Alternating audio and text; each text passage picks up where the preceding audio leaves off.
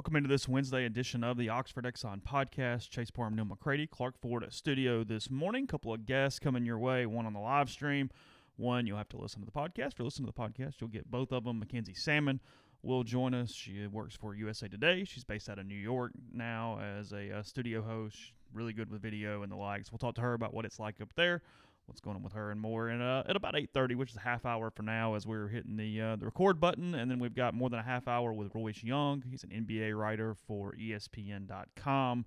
Believe, Neal, you taped it yesterday, but he was in the arena when the basketball season stopped. Yeah, he was essentially the face of the night that the story broke in Oklahoma City when Rudy Gobert tested positive and the Jazz were locked up in the locker room there in Chesapeake Arena. We talked about that and the fallout of it and where the NBA might or might not go for 32 of 36 minutes. For the people that are like, I don't listen to basketball, it's not much basketball. It's a human story. So that coming up on today's show is brought to you every single day by the Oxford Exxon Highway 6 West in Oxford. Speed Pass Plus app, the big thing I want to push to you again today. Download that, use it. You can get your fuel. You can be on your way without harming yourself as much as maybe you would have to some other places that don't have that type of app, that type of thing to get you out as quickly as possible and as safely as possible there with the Oxford Exxon. Go next door to the Oxford Crystal. Use the drive-through. Again, you can put your name in the fishbowl at each What a Combo Crystal locations across Mississippi. They will pick out a winner on April 27th at each spot, and that person gets free Crystal for a year. Again, they're feeding a lot of first responders, a lot of people in the area, so just trying to help any way that people can. So again, Oxford Exxon, Oxford Crystal, and coming to you from the Clark Ford studio. We are Clark Ford's in Amory, Mississippi. 662-257-1900 is the number. Call it. Ask for Corey Clark. Tell Corey what Ford product you're looking for. He'll send you a quote within 15 minutes in business hours. It's right to the bottom line. No hassle, no haggle. You get your quote, and the rest is up to you. You can shop it around, or you can do what I've done, and that's hop into a Clark Ford today. You'll love the service after the sale. You'll absolutely love the product. Corey and the people there take great care of you, and Corey wants to be your car guy. He wants to be your truck guy. He'll prove it to you. 662-257-1900. Okay. And I should say Rafters Music and Food. They sponsor our hotline. Mackenzie Salmon, Royce Young join us on the Rafters Music and Food hotline. We'll have some Rafters news for you, I think, here in the next week or so. I'll get back to you. But when we get back to normal at some point, whenever that is, Rafters is right there on the square. It'd be a great place to get back together, reacquaint with some of your friends and stuff that you didn't see during quarantine, home of the Bluegrass Brunch, great Cajun burgers and more there at Rafters Music and Food on the square in Oxford. Bell back coming today? Yeah, it's basically done. Okay. Questions not pertaining to coronavirus today? We got a lot of stuff. What we got? Yeah, they weren't all coronavirus. There were a few coronavirus, but not many. Talked to Kermit Davis yesterday. There's a story up on the site. A lot of basketball stuff there. Devontae Shuler, no surprise, is staying. I think everyone figured he would, especially given the fact that there's really no NBA waters for anyone to test, Devontae or otherwise. If you're wanting to test the waters and then come back, there's no place to go. There's not going to be a summer league, almost certainly. And, there's not going to be Portsmouth. There's not going to be – I hadn't even thought about that part of this. Not going to be NBA camps. There's not going to be workouts. It's a tough deal for Brian Tyree and guys like Brian who have a pretty good body of work on film but need to show some things to NBA people. They're not going to be able to do that. Just kind of there's a lot there. Talked to Kermit for about, 15, 16, 17 minutes. And been blessed on the basketball beat with two guys in a row who, when you transcribe the 15-minute conversation, just about every word is usable. That's not always the case with coaches. That has been the case with now Andy and now Kermit. So that's pretty good. I wasn't on the phone with him long, and I thought, well, I hope I had enough. It turns out I could have turned that into 4 stories. How'd y'all do it? Just by phone. Just by phone? Yeah. We didn't get Zoom out and do the video thing? I started to, but I didn't. I just wanted to get the information more than anything. And so it was fine. I didn't want to complicate it. I think he had a limited amount of time, and I wanted to make the most of it. Yeah. I wrote about life a little this morning. Something I've been contemplating. I mentioned on the podcast a couple weeks ago that April's a pretty tough month for me. As many of you went through it with me 5 years ago. It's when my son passed away at 2 weeks. Kind of came out of nowhere. Was a 48 hours that I have tons of memories and no memories at the same time. It might make sense. And I kind of built it around the fact that when we got Carly Ann a year later, the first time I really had any kind of alone time with her was really early in the morning, about a week after she came home, and watching the final of Augusta National, or the drop, chip, and putt is at Augusta, and just kind of sat there and thought about a lot. And it hit me really hard last week when that event didn't happen. Everybody's talking about the Masters, but for me, it was more the drive, chip, and putt. It kind of something been a bit of a tradition that I tried to make that every year, something where I spent time with her, talked to her about things, because and Neal knows this. He's heard me talk about this with him over the years. I compartmentalized a lot from that time period. I didn't deal with it. I didn't even realize I wasn't dealing with it, to be honest. If you'd asked me, I said, no, I'm pretty healthy. I'm okay. I just maybe didn't go through it the same way other people did. And then for a couple different reasons that were not that, I started seeing a therapist in December and quickly realized that I had about a year there that I had never dealt with at all. From 2015 into 2016, I had about a 1 calendar year period where everything happened with Clark, went straight, or not straight, but pretty close into the adoption process with Carly Ann. My father passed away that September right after that. I had a brutal probate situation after he passed away, and it was a calendar year of hell, frankly. And I think in some ways I did not necessarily deal with that until some recent months. So I don't know. Tried to get all that out a little bit. Tried to talk about it in a way that can give some people some hope. I think that, we try to be really honest on this podcast about mental health, about grief, about how nobody handles it the same way, and every way's okay. I think that's the thing to take from this. And if you think you need to see somebody, you need to see somebody. That's the answer to this. Even right now during quarantine, a lot of places are doing telemedicine, telehealth sessions from a therapy situation. So just talk to people. This is a tough time for everybody. We're all dealing with it in the same and different ways. So try to write some of that out this morning. So that's on the site at rebelgrove.com as we carry on. So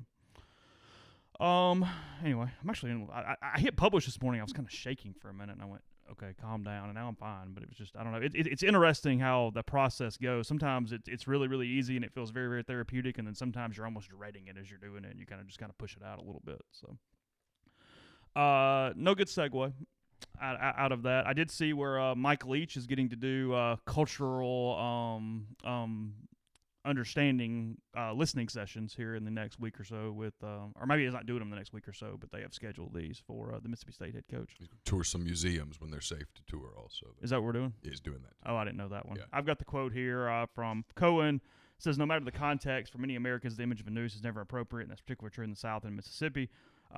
Disappointed in such an image in a tweet from Coach Leach. He will participate in, quote, listening sessions with students, alumni, and community groups that will take guided visits to the Museum of Mississippi History and Mississippi Civil Rights Museum once it is allowed. Quote, the university is confident that Coach Leach is moving quickly and sincerely past this unintended misstep and provide the leadership of our student athletes and excitement for our football program and fans deserve. Pullman, Washington has never looked better. Will be proud to support. Pullman, Washington has never looked better. He's had a look. I'm not going to pretend to know how people react to nooses. I'm just not. I'm lucky I don't have to deal with that. But we know what that tweet was. I understand that, but I'm not going to play that game. I'm not going to try to put myself in another. I would have told John Cohen I quit yesterday. I'm not surprised he has to do it. I guess my point, especially once players had a problem with it, that's where I do go, okay, you did have to deal with that once players had an issue.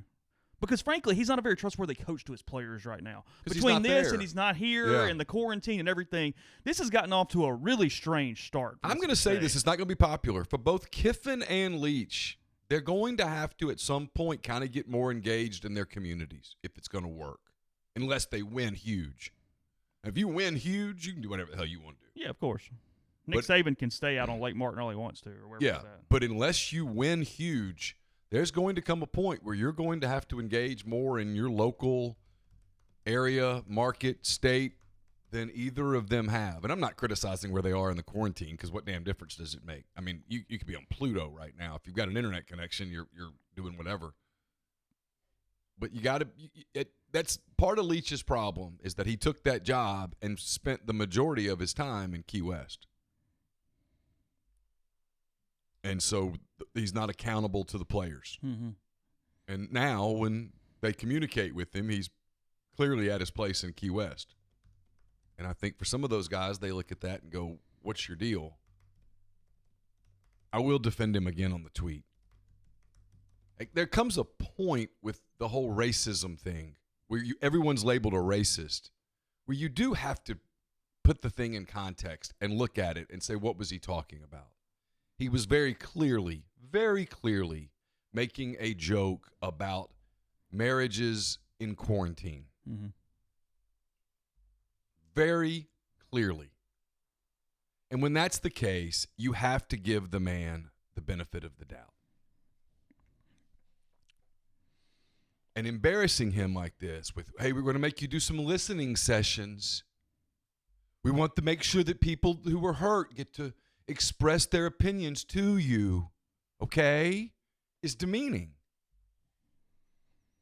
Over under 3 years. Under. How'd you feel like a fit? What kind of fit did you feel like this was 4 months ago compared to now? Not great. I felt like it was, hey, why not? Mm-hmm. They made the institutional. They did much like Ole Miss did with Matt Luke. When you make a decision institutionally that you're moving on, and then you backtrack on that decision based on the results of one game, that's a mistake. And Mississippi State was firing, what was his name? Joe Moorhead. The world has changed so much. Yeah. Mississippi State was firing Joe Moorhead, and then they won that game. Mm-hmm.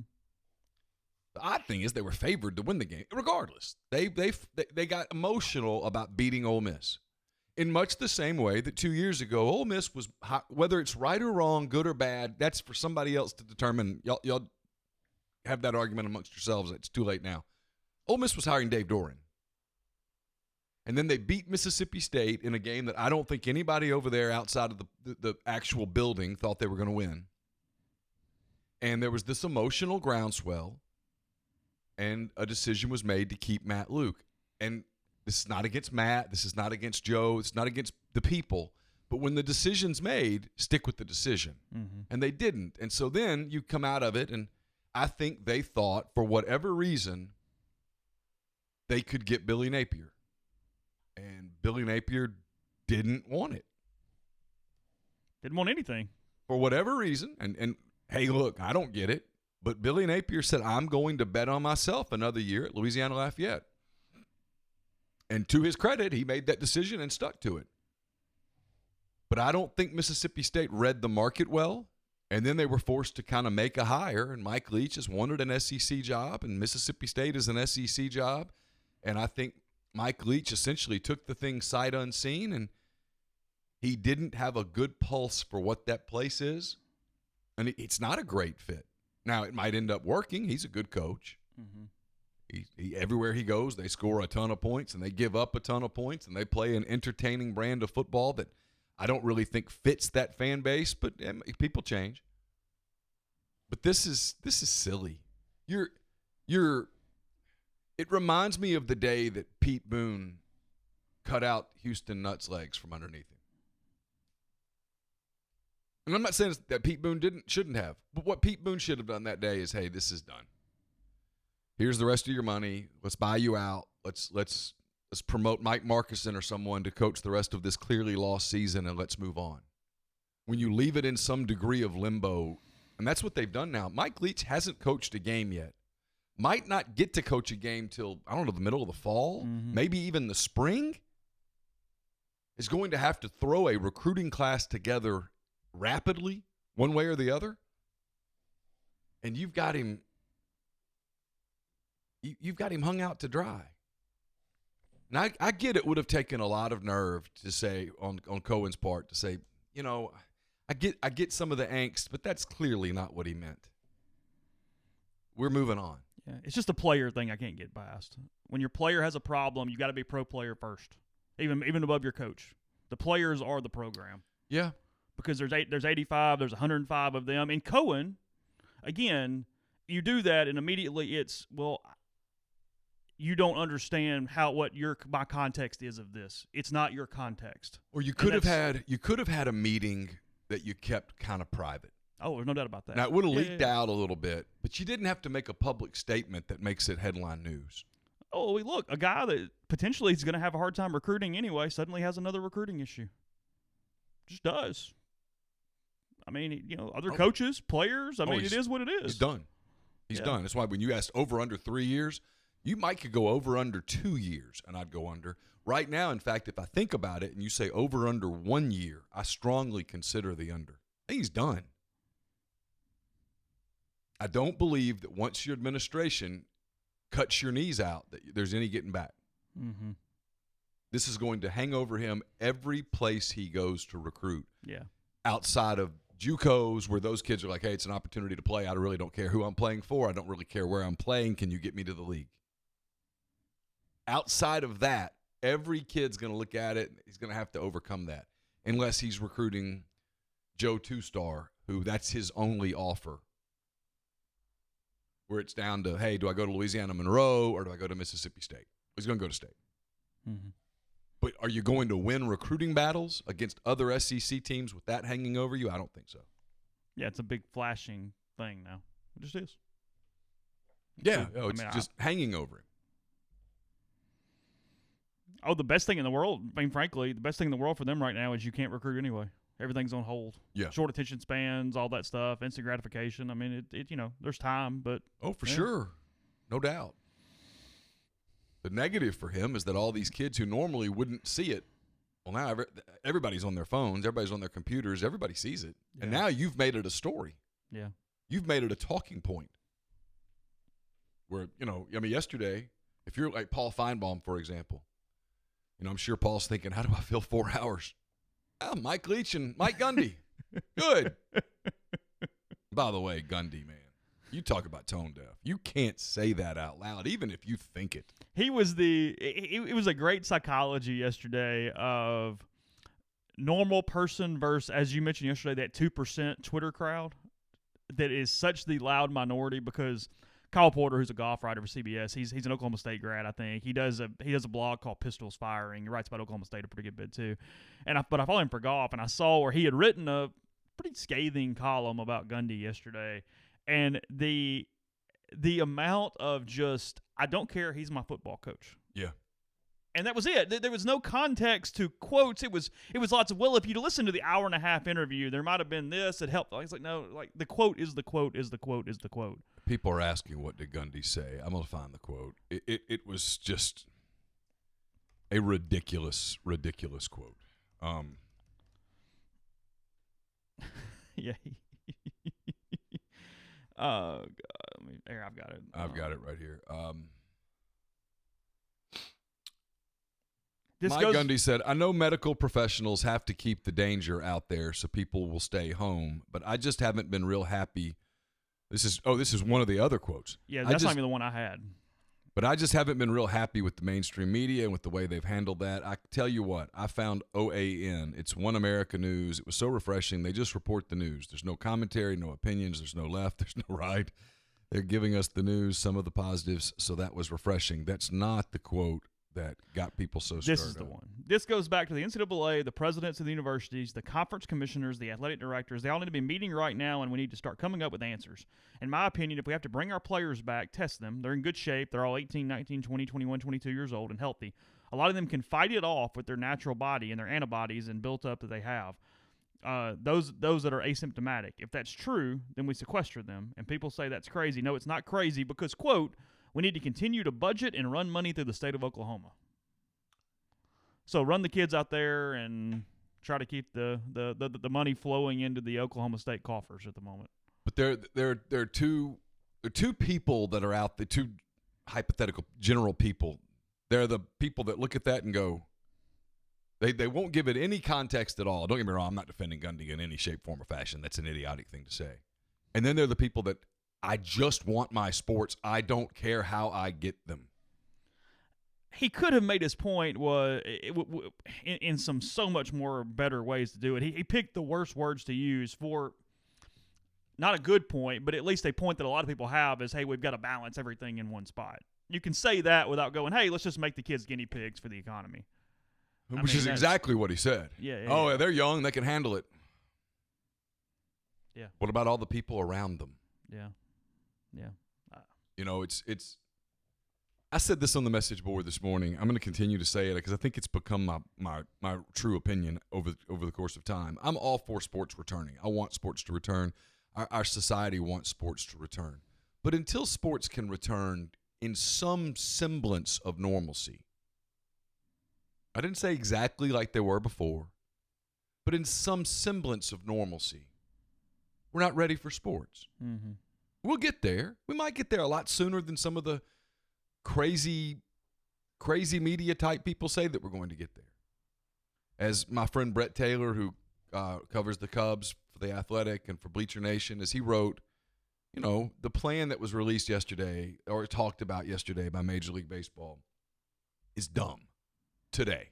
Mm-hmm. A month from now, when they actually started implementing some plan, things might have changed a lot. Right. Today, it's egregious. It's ridiculous. But who knows what tomorrow. But 6 weeks from now, it might look different to be able to do something different. Yeah. But, but the whole, hey, look, let's pick up a couple minutes. I was talking to Royce Young. You'll hear it on this podcast a little later in the show. The Utah Jazz traveling party to Oklahoma City was 58 people. Okay? Yeah, sure. Players, medical people, nutritionists. Yeah, whatever. All that stuff. Broadcasters, PR, 58 people. So let's pick a major league team, any team. The Twins. Okay, the Minnesota Twins. It's a 26-man roster. If you're going to do the Arizona thing, you're going to have probably another 14 players available. So 40 players. The traveling party is probably going to be 100 people. 30 teams at 100 is 3,000. Yeah. You're quarantining 3,000 people for 5 months in Arizona to play games with no fans. Mm-hmm. That's dumb. If you look at that and go, it's a great idea. It's not. You're still losing money hand over fist. And it's dumb. When people say, well, they're millionaires. You're just saying, hey, I want my sports. You're not even being rational at that point. I mean, period. You just want your sports. They're not robots. They're humans. And if we're at a place, this is where my point is, if we're at a place in July that we can so readily test people for antibodies and the virus, then we might be at a place where we could play the games in Minneapolis. Which is the whole purpose. And we might be able to let people into the games and have some semblance of normalcy. Because if we can readily test 3,000 people every single day, boom, boom, boom, boom, boom, which is basically what it would require today, then we might be able to test people as they come to the gate. I think about that. Might be able to test for antibodies and stuff when they come to the gate. That's why the whole talking about it today with some degree of finality is stupid. In much the same way that talking about it today with these plans of what you're going to do, sitting the players out in 115-degree heat 6 feet apart from one another, that's not even doable. That's why I was talking to someone yesterday who was talking about football, and we had this exact conversation. The thought today, on April the 8th, of playing a football season today is ludicrous. We're not ready for that. On July the 8th, it could be and probably will be a completely different conversation. On April the 8th, it's senseless. The idea of a football game where everyone is sweating and on top of one another and there's physical contact on literally every single play today is insane. 3 months from now, when when there's antibody testing that's probably rapidly available, when our the testing's ability is probably rapidly available, if we get to that place, well, then it's a completely different conversation at that point. Now the conversation shifts to how long do we need to give these players to safely get ready to have a season so that we're not having a bunch of heat strokes and stuff with players. Yeah. We'll go to Mackenzie Salmon in 1 second. Before we tell you about Community Mortgage, Oxford, Memphis, Soto County, and Chattanooga. Underwriting and processing is done in Memphis. They're getting local underwriting. It understands your market, a leader in condo financing, and the float down option. You can find Jason at 662-234-2704 or JLOWE at communitymtg.com. We are also brought to you by Grenada Nissan. If you're in the market for a Nissan vehicle, Grenada Nissan's the place to go. They've got a complete selection of new and previously owned Nissan vehicles, great lease deals as well. It's GrenadaNissanUSA.com. Brought to you by the Iron Horse Grill. It's at 320 East Pearl Street in Jackson. The Iron Horse Grill also specializes in on-site large event catering for up to 250 people and off-site full catering services, especially beverage catering. If you're planning a birthday party, a graduation celebration, a rehearsal dinner, or a wedding reception, you want to be able to enjoy the moment, the Iron Horse Grill is your answer. It's a one-stop shop for beverage services for a 250 to 500-person wedding or even a 3,500-person gala. It's one of the largest beverage caterers in Mississippi. It can service the entire state. So call Sarah Black, 601-398-0151 for your catering needs, and knock that off your worry list. Let the Iron Horse Grill make your event one that is memorable forever. Don't just accept what you see, but imagine something new. Step forward and chase after a better version of yourself every day. Corinth Dental is helping people reinvent themselves one smile at a time. Dr. Bubba McQueen, Dr. Jenny Beth Hendrick are devoted to restoring and enhancing the natural beauty of your smile using conservative state-of-the-art procedures, including Invisalign. These clear aligners are the virtually invisible way to improve your smile. So call Corinth Dental today for a no-cost digital scan of your teeth and let them show you the way to a straighter, healthier smile. 12 months, no interest, no down payment, financing available at corinthdental.com. Podcast is brought to you by Visit Oxford. Visit oxfordms.com is the website. Go to the top. They have a link to see how to support Oxford during COVID-19, including your delivery and curbside options, the ways you can still eat out about town, get takeout and the like there. And also you can see how to potentially help hospitality employees. They've got Tip Roulette where you can just tip someone in the service industry. The system picks someone that is out of a job right now. So again, visit oxfordms.com for more. If you're live in our live stream, hang out 1 second. We'll be right back with Mackenzie Salmon.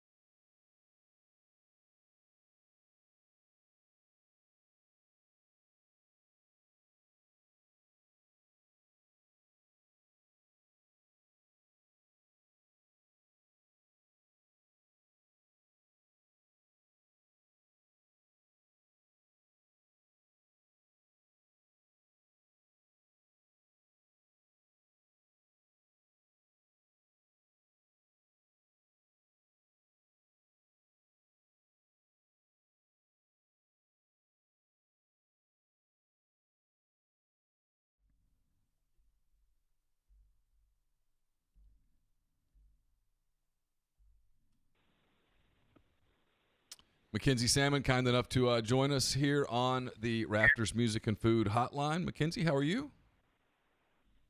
I'm good. Thankfully, I got out of New York decently early enough, back home in Indiana now. So riding out the corona with the family. I was going to ask you, I know that you'd gotten up to New York, and I assume you were kind of just sort of starting to get settled when this whole thing broke. What was that like? Yeah, it was probably not the most ideal time to move to New York. I only got, I think it was 2 or 3 days in the studio, being able to do studio work before the city kind of really shut down, and our building, no one was allowed in it. So we weren't obviously allowed to do interviews in there. So maybe 3 days in the office, and then I started quarantining in my apartment, doing some Skype interviews that way. And then once, I think it was when the death toll started to like rapidly rise, I was like, I'm just going to get out of here, because I don't want the worst case scenario to happen where I'm actually locked inside my apartment, can't get groceries, because I'm definitely a worry person in that way. So I booked a one-way flight back home to Indiana so I could, quarantine in Indiana where I can actually walk outside a little bit more. When was that? What was the flight like? Was it empty, full? What? Oh my God. Surprisingly, it wasn't completely empty, but I did see a lady with a gas mask on. I saw a few bandanas. That's the joke where everybody goes, Laramie Tunsil was ahead of his time. I was like, wow, never saw that one before, but it wasn't too bad. Thankfully, Delta would wipe down the seats and everything before we got on, so I felt a little bit better about that. But it was honestly just a crapshoot. A bunch of the terminals were closed in Newark, New Jersey, so we had to take a shuttle bus to TSA, then take another shuttle bus back to our gate C. It was crazy, but praise the Lord, I'm home. Are you able to work from Indiana, or are you basically just riding it out?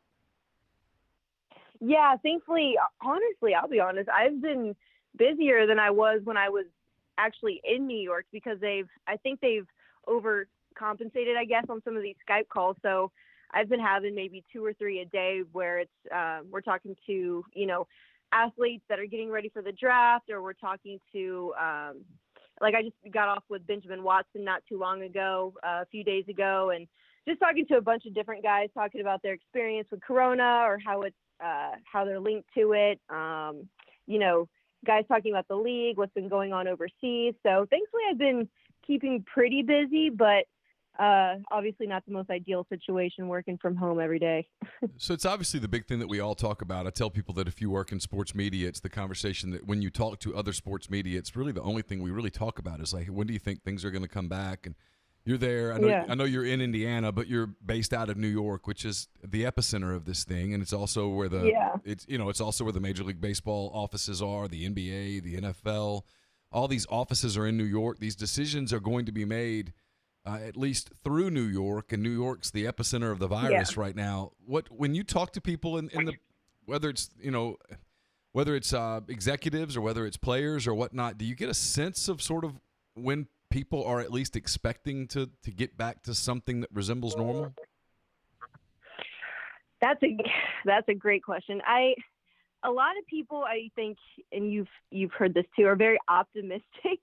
I think Trump the other day, was like, oh, everything, the NFL is supposed to start on time, which I've talked to quite a few players and reps, and obviously they're not doing any training right now, and they're not planning on doing any till like late June, early July, which is the first time they're going to even be able to play with their real teams as far as like guys have been traded and whatnot. So I don't know. That's tough, because I saw the other day that the death rate in New York has started to decline, which could be a good thing. But, with China, the second wave, I really don't know. Obviously, I'm not I guess, able to talk about that. But, the death toll has dropped in New York, so I guess that's a good sign. But I really don't see things getting back to normal till around, the summertime when the virus can start dying off, just because there are so many people in New York crowded together.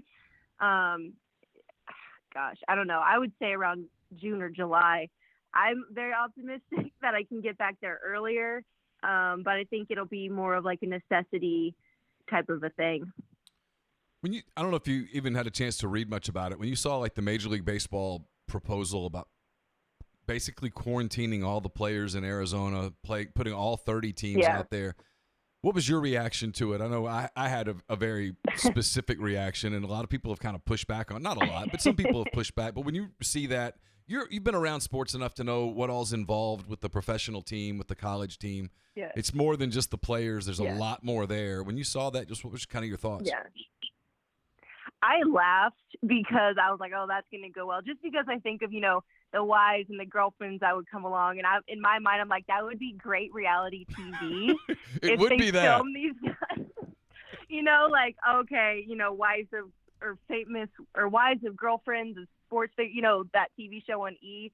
I'm like, that was my first thought. But, I mean, it's sports. It'd be better than nothing. But I just laughed. That was my first thought because I think it was a UFC guy said he's going to buy an island and have all the international fighters fight on the island? Wasn't that a few days ago? Did you guys see that? Yeah, well, we've talked about it. If it's been proposed, we've talked about it here on this Dog and Pony podcast. Here's what I thought about yesterday, and you can relate to this because you do a lot of reporting. I was thinking, I don't know what, I woke up in the middle of the night thinking about this, which is weird. But they said, we were talking about, what games with no fans would look like. And I was thinking about Casey Mize, the former Auburn pitcher who's in the Detroit Tigers system, who's probably approaching his major league debut. He's going to be the ace of the Tigers staff for a long time in all likelihood. And I was thinking about, how long Casey Mize and his family have played Little League and then travel ball and then high school ball, and he played at Auburn and all that stuff. And now he's in the minor leagues and he's working his way up.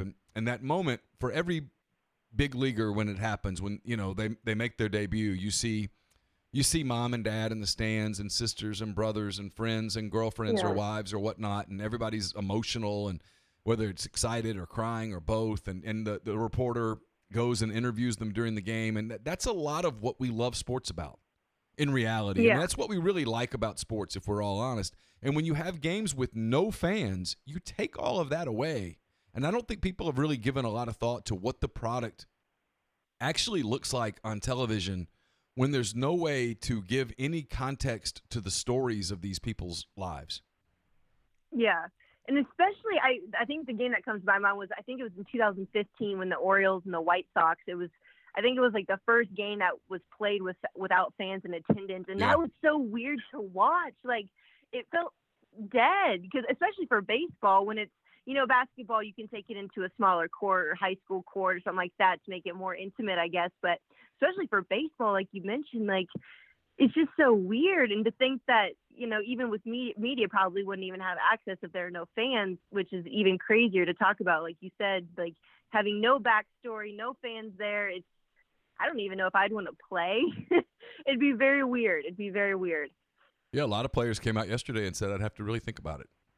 I mean, some said, whatever, I'll play anywhere, anytime. But there were some that said, I'd have to think about it, and then you get guys that, because like you said, a lot of these guys are young guys. They're young guys with, young families, young kids, stuff like that. There's just a lot. They're not robots. They're and you have it's a mental, yeah. And so, you ask them, because Major League Baseball kind of relented a little. Yeah, well, we would allow wives. Okay, so do you allow girlfriends? Do you allow a lot of these guys have their own nutritionist? A lot of these guys have their own strength people, especially what do you do with them? I mean, where does it stop? And so it gets, and you mentioned media.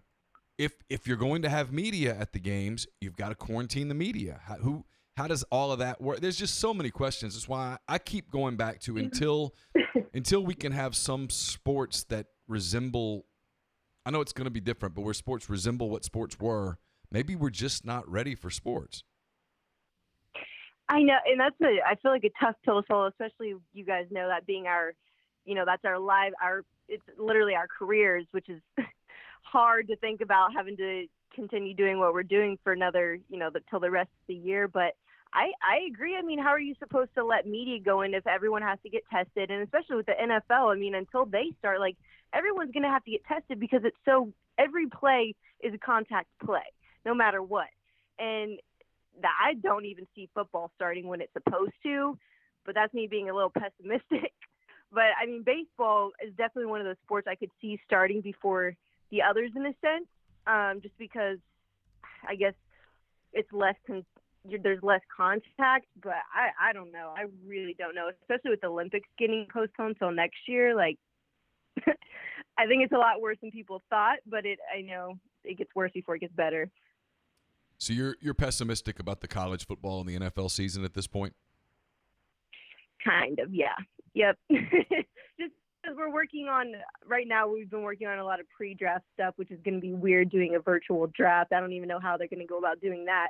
But, I mean, I just don't see, I don't see the NBA coming back. I've been reading and hearing a lot about none of the talks with the owners and the players or the managers have been about the season coming back. So I don't see, that season coming back. Baseball, I don't know how they're going to fit, 100-some games by the end of the year. They're probably going to be playing till spring next year if they started their season now, the regular season now. But, yeah, I'm kind of pessimistic. I wish sports would come back earlier, but like you said, there's just so many moving parts for everything to be safe for people to come back and do what they did. How are y'all preparing for covering the NFL draft? So we have been doing a lot of I've been doing a lot of pre-filming. So like pretending, okay, if Joe Burrow goes here, if Tua goes here, just doing a lot of what if videos. I think I've done probably like 50 some now. Just simple, like intro clips, and then we're going to do some reporter stuff too. But we've been working on a lot of profiles right now. And like I mentioned, doing the Skype calls with former players or current players that are on the team. And maybe like if Tua goes here or if Chase Young goes here, what would that do to the team? And then we've been working on the Michael Jordan or the Bulls doc that's coming out. So we're doing some stuff with that, which has been nice. Yeah, I'm looking. That Bulls doc is going to get massive ratings because it's going to be something new. Everybody's through with Tiger King. Got to move to something. Jordan. Did you guys watch Tiger King? Oh my God, I loved it. I'm 5 episodes in. I haven't finished it.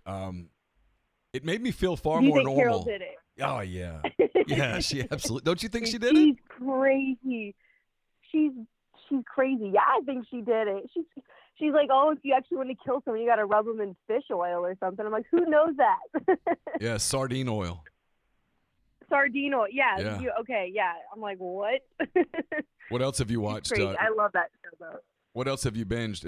You've been pretty busy, so you might not have had a lot of time to binge. But what have you binged? Yeah. I finished the newest season of Ozark, which was crazy. I love Ozark. It's a great show. Pretty much just Ozark and Tiger King has been what I've watched. I watched a few movies here and there, but I haven't been able to binge like I want. Unfortunately, I'm sure you guys probably heard of it, but Gannett, we have to do furloughs, which means we take a week off once a month up until July, so it's the second quarter. So next week is my furlough where I'm off all week. So I'm definitely going to binge. If you guys have any recommendations, please send them my way. Because I'm going to have to fill up my time next week. Yeah, you've been busy, but what's it like being home and then being quarantined for a while after being on your own? I got to think it's a little different all of a sudden.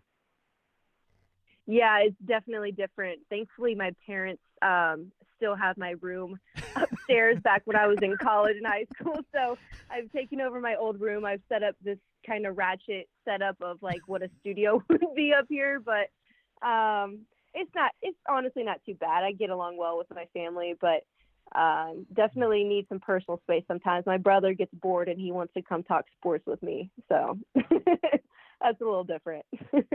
What do you do? I don't know if you're like me. I'm having gym withdrawals. Not just it's. Oh my God! Like yes. you don't even think about it. At least I didn't.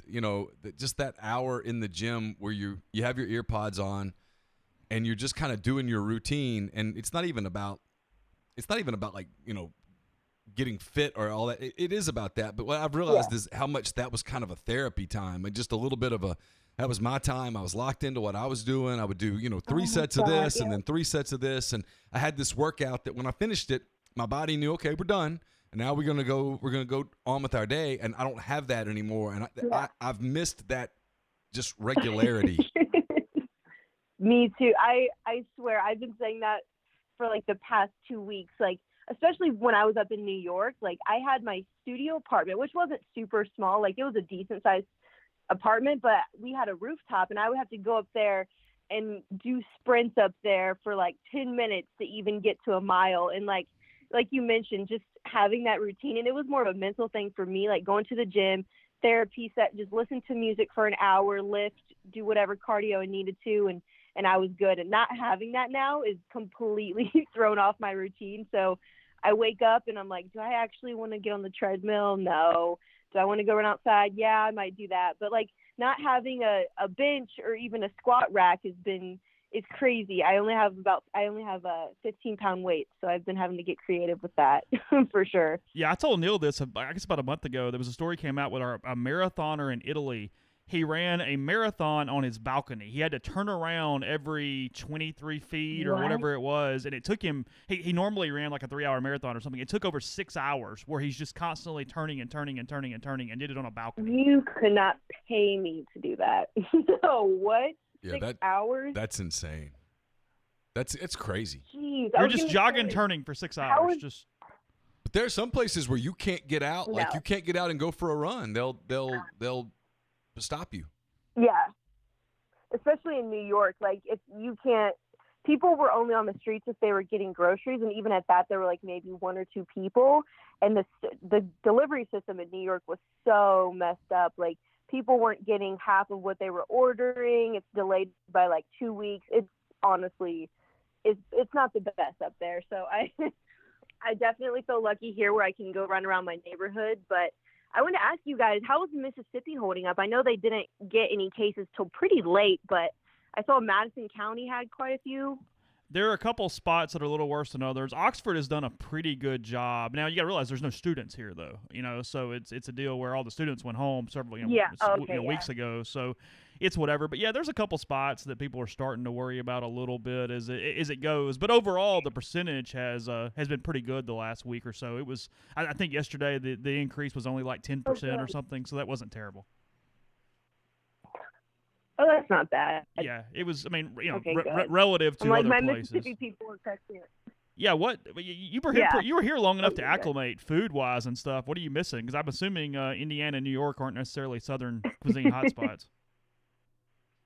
Yeah, I tell everyone I've been missing the fried chicken. Okay. So much, like just the gas station fried chicken or chicken on a stick. Like I really do miss that a lot because in New York, like they've got it, but that's just not really the food I went for when I was up there. I definitely got a lot of Italian. I got some Indian cuisine when I was up there, which was really good. But oh my God, you guys, the fried chicken, the cornbread, and then the like the banana pudding bread thing. I always forget what it's called, but the Mama Hamels and Jackson had it, and that I miss that so much. If you guys ship that up here, I'd love you forever. So I'm curious on the draft. You mentioned Tua a couple of times, which tells me that you've done some Tua work. What are you hearing about where Tua goes?